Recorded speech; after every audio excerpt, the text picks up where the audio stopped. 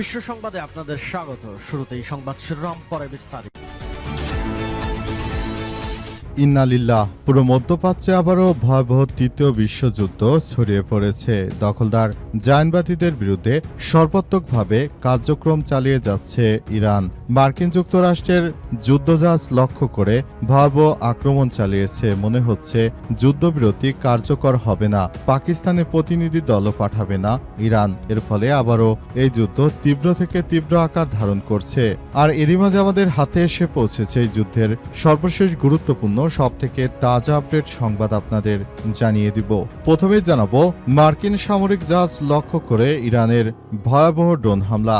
Oman উপসাগরে যুক্তরাষ্ট্রের একটি সামরিক জাহাজ লক্ষ্য করে ড্রোন হামলা চালিয়েছে ইরান। ইরানের আধা সরকারি সংবাদ সংস্থা তাসনিমের এক প্রতিবেদনে এই তথ্য নিশ্চিত করা হয়েছে। প্রতিবেদন অনুযায়ী সম্প্রতি ওই এলাকায় মার্কিন নৌবাহিনী ইরানের পতাকাবাহী একটি কন্টেইনার জাহাজ জব্দ করার পর ওই ড্রোন হামলার ঘটনা ঘটে।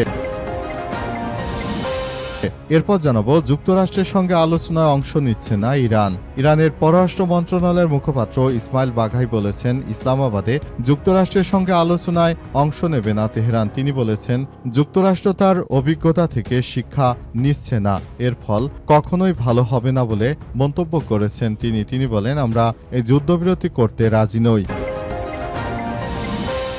এদিকে ইরান যুদ্ধে সারা বিশ্বের বিভিন্ন ক্ষেত্রে ক্ষতিগ্রস্ত যুক্তরাষ্ট্র। দা পলিটেকোর বিশ্লেষণ, ইরান যুদ্ধ যুক্তরাষ্ট্রের বৈশ্বিক নিরাপত্তামূলক সম্পর্কগুলোকে ঝুঁকির মুখে ফেলে দিয়েছে। একই সঙ্গে সারা বিশ্বেই দেশটির ভাবমূর্তি ক্ষতিগ্রস্ত হয়ে পড়েছে।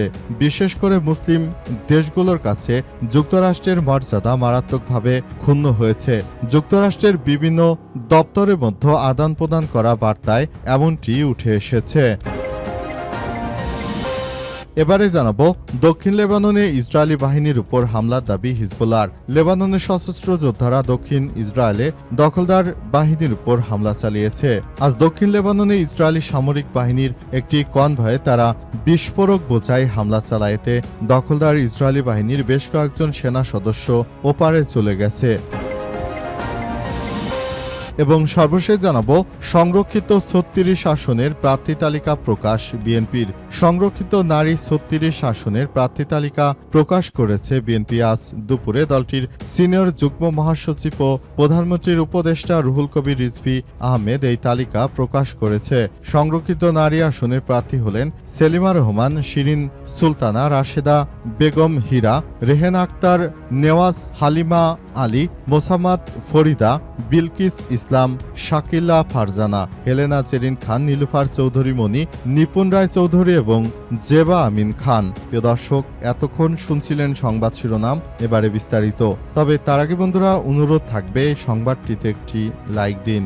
এই চ্যানেলে আপনি নতুন হয়ে থাকলে আমাদের সংবাদটি দেখতে দেখতে চ্যানেলটি সাবস্ক্রাইব করে রাখুন। কমেন্ট করে বন্ধুরা আপনার মূল্যবান মতামত জানিয়ে দিন আপনি বিশ্বের কোন দেশ থেকে বা বাংলাদেশের কোন স্থান থেকে আমাদের সংবাদটি দেখছেন এবং শুনছেন। আর বন্ধুরা, সংবাদটি আপনার সোশ্যাল মিডিয়া ফেসবুকে শেয়ার করে বন্ধুদেরও দেখার সুযোগ করে দিন।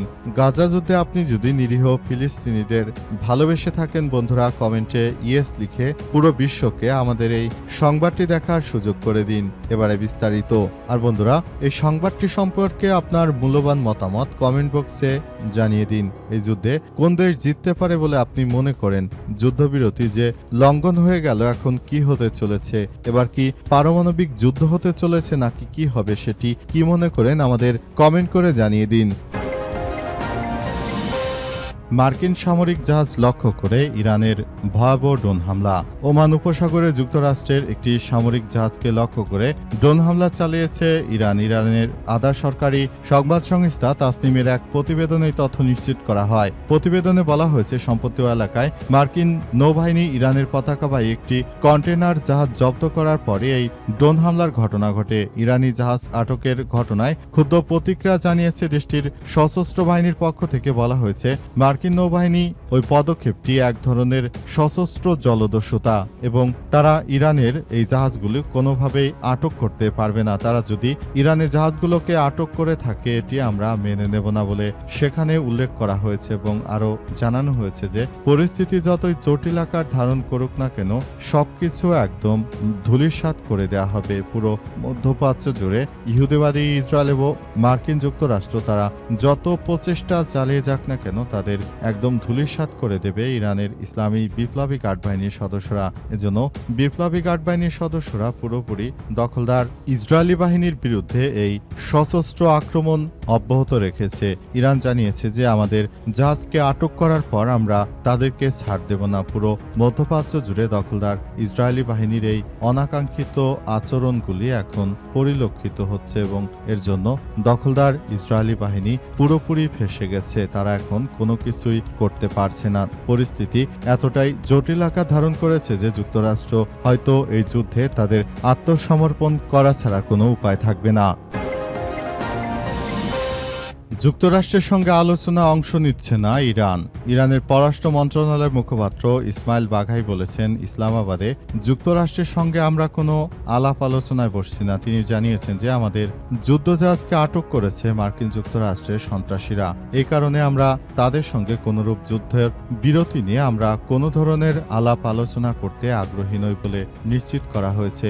সেখানে আরও জানানো হয়েছে যে ভবিষ্যতের কথা চিন্তা করে আমরা বলতে পারি এখনই মার্কিন যুক্তরাষ্ট্রকে সব জায়গা থেকে বেরিয়ে আসতে হবে। তারা যদি এখনো আমাদের বিরুদ্ধে এই ধরনের অনাকাঙ্ক্ষিত আক্রমণ চালিয়ে থাকে তাহলে এটি কোনোভাবে আসলে মেনে নেওয়া যায় না। পুরো মধ্যপ্রাচ্য জুড়ে দখলদার জায়নবাদীদের বিরুদ্ধে এই কার্যক্রমগুলো আসলে দখলদারদের বিরুদ্ধে এই কার্যক্রমগুলো আরও বেশি সক্রিয়ভাবে পালন করতে হবে। পরিস্থিতি যতই জটিল আকার ধারণ করুক না কেন ইরান আমেরিকার সঙ্গে কোনো রূপ যুদ্ধবিরতি করবে না। তারা এই যুদ্ধবিরতি বন্ধ করে দিচ্ছে, অর্থাৎ আবারও হয়তো পুরোদমে আক্রমণ শুরু হতে চলেছে। মার্কিন যুক্তরাষ্ট্র এবং দখলদার ইসরায়েলি বাহিনী তারা শুরু থেকে এই যুদ্ধ শুরু করার পরই মূলত যেভাবে পরিস্থিতি ধীরে ধীরে আরো খারাপ আকার ধারণ করেছে এটি এখন বলা যাচ্ছে না আসলে কি হতে চলেছে। এই যুদ্ধ কতটা পথ গড়াবে সেটি এখন পর্যন্ত আসলে বলা যাচ্ছে না। পরিস্থিতি কোন দিকে যায় সেটি এখন পর্যন্ত কেউই স্পষ্ট ভাষায় বলতে পারছে না। তাই মার্কিন যুক্তরাষ্ট্রের সঙ্গে কোনরূপ যুদ্ধবিরতি আলোচনায় অংশগ্রহণ করবে না বলে সাফ জানিয়ে দিয়েছে ইরানের পররাষ্ট্র মন্ত্রণালয়। ইরান যুদ্ধের সারা বিশ্বে বিভিন্ন ক্ষেত্রে ক্ষতিগ্রস্ত যুক্তরাষ্ট্র। দা পলিটিকর বিশ্লেষণ, মার্কিন যুক্তরাষ্ট্র তারা শুরু থেকে যে অন্যায় যুদ্ধ শুরু করেছে এই যুদ্ধ থেকে আসলে স্পষ্ট হওয়া যায় যে মার্কিন যুক্তরাষ্ট্র শুরু থেকে তারা অন্যায় করেছে। এই অন্যায়ের খেসারত তাদেরকে দিতে হচ্ছে, কারণ সারা বিশ্ব জুড়ে মার্কিন যুক্তরাষ্ট্রের বিভিন্ন ব্যবসা বাণিজ্য বিস্তৃত আকার ধারণ করেছে। এর জন্য মার্কিন যুক্তরাষ্ট্র প্রতিনিয়ত তারা তাদের ব্যবসা বাণিজ্য বাড়িয়ে নেওয়ার জন্য পরিকল্পনা করছে। মার্কিন যুক্তরাষ্ট্র শুরু থেকে তারা নিজেদের ব্যবসা বাণিজ্যকে আরো বিস্তৃত আকার ধারণ করার জন্য যে কার্যক্রমগুলো চালিয়ে যাচ্ছিল সেখানে ইরান যুদ্ধ অনেক বেশি প্রভাব বিস্তার করেছে। এর ফলে আসলে সারা বিশ্ব জুড়ে ইরান এবং মার্কিন যুক্তরাষ্ট্রের এই যুদ্ধের ফলে বিভিন্নভাবে মার্কিন যুক্তরাষ্ট্র অর্থনৈতিকভাবে ক্ষতির সম্মুখীন হয়েছে। মার্কিন যুক্তরাষ্ট্র তারা কখনোই কল্পনা করতে পারেনি যে এই যুদ্ধ আসলে এভাবে বিস্তৃত আকার ধারণ করতে পারে এবং এই যুদ্ধ থেকেই মূলত তারা চরমভাবে ফেঁসে যাবে এমন কোনো বিষয় তারা কল্পনা করতে পারেনি। কিন্তু পরিস্থিতি আজ সেদিকেই যাচ্ছে। পরিস্থিতি এতটাই খারাপ আকার ধারণ করছে যে মার্কিন যুক্তরাষ্ট্র এবং দখলদার ইসরায়েলি বাহিনী তারা সব থেকে বেশি ক্ষতিগ্রস্ত হচ্ছে। পরিস্থিতি আসলে খুবই ভয়ানক বিপর্যয়ের মুখে ঠেলে দেওয়া হচ্ছে। এই পরিস্থিতি থেকে বিশ্ববাসীকে বাঁচাতে হলে এখনই ইরানের পাশে মুসলিমদেরকে দাঁড়াতে হবে। আর পলিটিকর বিশ্লেষণ সহ যে বিষয়গুলো দেখানো হয়েছে সেখানে মার্কিন যুক্তরাষ্ট্র এই যুদ্ধে তারা নানাভাবে পরাজয় বরণ করার মধ্য দিয়ে মূলত এই যুদ্ধ আরো একটি ভয়াবহ সংঘাতের দিকে এগিয়ে যাচ্ছে। পরিস্থিতি এতটাই জটিল আকার ধারণ করছে যে সবকিছু বিষয়টি কোন দিকে যায় সেটি এখন পর্যন্ত বোঝা যাচ্ছে না। দক্ষিণ লেবাননে ইসরায়েলি বাহিনীর উপর হিজবুল্লাহর ভয়াবহ হামলা। দক্ষিণ লেবাননে ইহুদিবাদী ইসরায়েলের সেনাদের লক্ষ্য করে ভয়াবহ হামলা চালিয়েছে ইরানের ইসলামী বিপ্লবী গার্ড বাহিনীর সশস্ত্র লেবাননের যোদ্ধা অর্থাৎ হিজবুল্লাহ যোদ্ধারা মূলত এই হামলার পেছনে পুরোপুরি তারা কাজ করেছে। জানা গেছে যে হামলা করে তারা জায়নবাদী ইহুদিবাদী ইসরায়েলের সবকিছু তছনছ করে দিয়েছে। মধ্যপ্রাচ্য জুড়ে এখন আর জায়নবাদীরা চাইলে কোনো কিছু করতে পারবে না। পুরো মধ্যপ্রাচ্য জুড়ে দখলদার ইসরায়েলি বাহিনীর যে ধরনের কার্যক্রম চলমান রয়েছে এটি কোনোভাবে গ্রহণযোগ্য হতে পারে না। সবকিছু শেষ করে দিচ্ছে ইরানের ইসলামী বিপ্লবী গার্ড বাহিনী এবং সদস্যরা। বর্তমান পরিস্থিতিতে লেবাননের যোদ্ধারা আরও বেশি সক্রিয় অবস্থানে রয়েছে। তারা সবকিছু ধ্বংসস্তূপে পরিণত করে দিচ্ছে। লেবাননে আর ইতিহাসের কখনোই তারা যুদ্ধে যাবে না ইহুদিবাদীরা। তারা এই যুদ্ধ শুরু করার পর এবার হাড়ে হাড়ে টের পেয়েছে যে ইরান কিভাবে তাদেরকে চরমভাবে শিক্ষা দিচ্ছে এই সন্ত্রাসী বাহিনীদের। এর আগে কখনো তারা কল্পনা করতে পারেনি যে পরিস্থিতি এতটা ভয়াবহ আকার ধারণ করতে পারে। এই পরিস্থিতি অত্যন্ত জটিল আকার ধারণ করেছে বলে জানা যাচ্ছে। সবকিছু ধ্বংসস্তূপে পরিণত হয়েছে। পুরো মধ্যপ্রাচ্য জুড়ে দখলদার বাহিনী যে ধরনের কার্যক্রম শুরু করেছে এটি কোনোভাবেই মেনে নেওয়া সম্ভব নয়। দখলদারেরা যা শুরু করেছে সেটিকে ধ্বংসস্তূপে পরিণত করা হচ্ছে।